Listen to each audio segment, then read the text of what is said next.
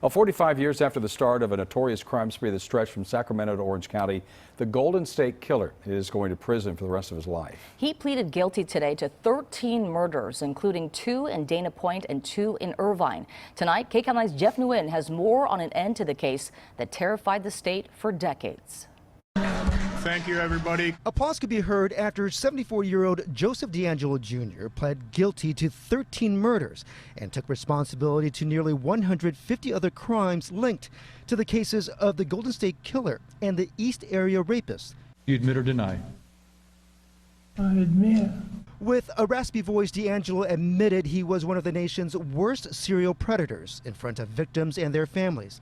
Chris Pedretti was 15 when she was raped. We don't own that shame, and we're not taking it anymore. The hearing took place in a makeshift courtroom at Sacramento State University with precautions against the coronavirus. For more than 7 hours, prosecutors detailed how DeAngelo sadistically violated his victims, like 18-year-old Janelle Cruz, who was raped and killed in her Irvine home. Because I'm a husband and a father, too. And if I couldn't protect my family or my children or my wife, that's not God's plan. The long unsolved murders grabbed new headlines in 2018 when law enforcement used DNA linked through a family tree website to arrest and charge DeAngelo, who was a former police officer.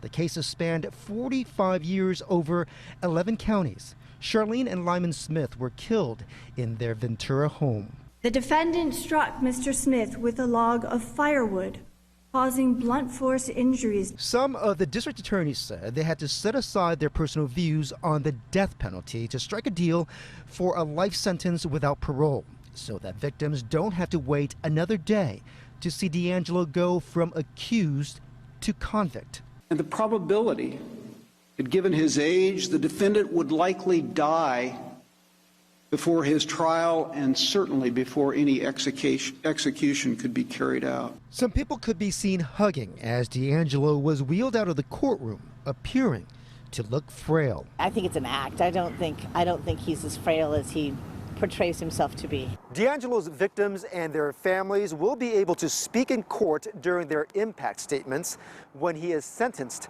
in mid-August. Jeff Nguyen, KCAL 9 News.